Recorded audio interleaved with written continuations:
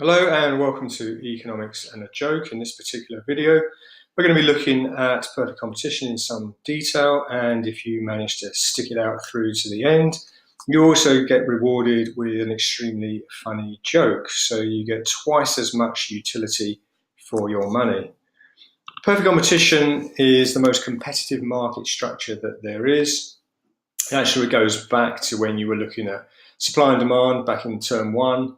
Adam Smith, the invisible hand, price mechanism, that's really all the reference to perfect competition. It's a market that is, as I said, extremely competitive. There are many buyers and many sellers, and a homogeneous product amongst other conditions exists. It's often good to show perfect competition alongside the industry and the firm together. So here I've got a diagram that shows the industry on the left-hand side, simple supply and demand diagram, showing an equilibrium market price. The firms operating within perfect competition are so small and insignificant they have no influence on the market price. We call them price takers. They have to accept the market price of PE. Their demand curve is going to be this green demand curve here. It's perfectly elastic and it's equal to their average revenue and their marginal revenue. We throw on some cost curves. It happens to be the long run equilibrium that I've drawn here. Firms are going to be looking for the point at which marginal cost equals marginal revenue, which is here. That's their profit maximising level of output, and they'll produce a quantity QE.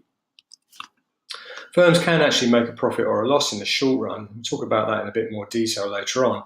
But here's a diagram that shows a firm making economic profit, or abnormal profit, or monopoly profit, or supernormal profit. It's got many names, all means the same thing. And once again, the firm is producing when marginal cost equals marginal revenue, which is this point here. And you'll notice that the revenue is equal to this area. You follow the cursor up to the price P and across and down to Q. That shows the rectangle that denotes the revenue.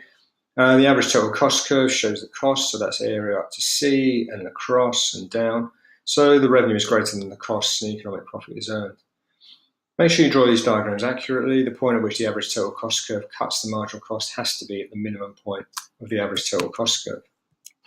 Similarly, a firm could make a loss in perfect competition. Here's a diagram that shows a loss. Average total cost curve is now above the demand curve. Costs are larger than the revenue. And the grey area that's denoted loss shows the money that this particular firm is losing at their, in this case, loss minimizing point of marginal cost equals marginal revenue. Long run equilibrium diagram is drawn like this. We'll come back to that in a moment. So I want to talk a little bit about efficiency. So economic efficiency is a crucial concept when we look at any model in theory of the firm. We're interested in both allocative efficiency and productive efficiency. Allocative efficiency is looking at resources being used to produce the things that consumers want. Productive efficiency is talking about firms using resources in the most efficient way. In other words, at their minimum cost. So that's quite an easy one to see on the diagram. If the firm produces at the bottom of the long run average cost curve, as it does here, they're going to be productively efficient. They can produce a lower average cost per unit than where they currently are. And the very competitive nature of firms in perfect competition will ensure that that happens. If they don't, if firms are not productively efficient, other firms will be, and they'll be able to produce at a lower price. And we have to assume that with homogeneous products and perfect information within this market, the consumers will simply go and buy from the cheapest possible firm. Allocative efficiency is a little bit more complicated in that we have that equation there, price equals marginal cost. Think about that in terms of price reflecting the utility that consumers receive when they actually consume the product. So price is equal to the marginal cost, the extra cost incurred to society of producing one more unit. If we look at it in terms of situations when the price isn't equal to marginal cost, it might become a bit clearer. If price is greater than marginal cost, what that implies is that the utility or satisfaction that people receive by consuming the product, which is reflected in the high price they're prepared to pay, is greater than the cost to society of producing the product. That would imply that this is a good product to produce. It's something that we want and resources should be moved into it.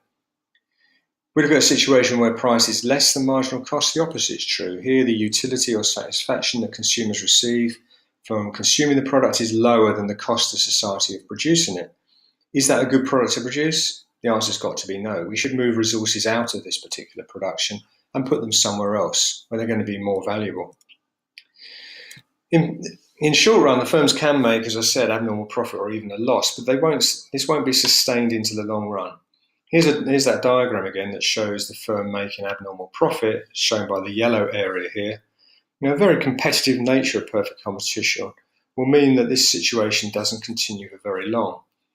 Firms will see that abnormal profit is being made because there's perfect information. They'll be tempted to come into this industry. If we go back to the diagram that shows the market and the individual firm together, what this suggests will happen in the market here is that the supply curve will shift from S to S1, will increase. That will drive down the market price from P1 to P2. Look at it from the individual firm's point of view. Here we were originally at point A, a price P1 on the original demand curve, making the abnormal profit. As the competitive nature of the market brings new firms into it, the price gets driven down. Those abnormal profits will start to be squeezed, they get smaller and smaller. We eventually end up at B when no further abnormal profits are being made, and the firm is just making normal profit and we're back into a long run scenario there. Similar thing will happen if the firm is making a loss in the short run. It's just simply the opposite. Firms will start to leave the industry and that will push the market price up, and firms that manage to remain within that industry will eventually start to earn their normal profit as well. Something else that's quite important in the short run in perfect competition is this concept of shutdown. So the firm has got a choice. If it is making a loss in the short run, they can either decide to close down completely, not produce anything at all, or carry on production for a short run period of time. Now, what they decide to do very much depends upon the size of the loss and the size of their average variable costs. Here we have a diagram that shows the firm, again, making a loss. The average total cost curve is above the demand curve. Loss is shown by that orange area there. But in this particular situation, the firm is better off actually continuing to produce. The average variable cost curve plus the average fixed cost curve, which is not marked, would equal the average total. So the distance here from the average variable to the average total must show the fixed costs of production. Fixed costs are what the firm would have to pay if they produce nothing at all. So what you notice about this situation is that the firm, by selling at this price according to their demand curve, are covering their variable costs and contributing something towards fixed costs. They don't cover all of them, but they cover some of those fixed costs. So they lose less if they continue to production than if they shut down completely. So in this situation, the firm will continue. That's all we've got on perfect competition. Now, as I promised you, you get your joke. You'll never guess who I bumped into in the opticians the other day. Everybody. Thanks for watching.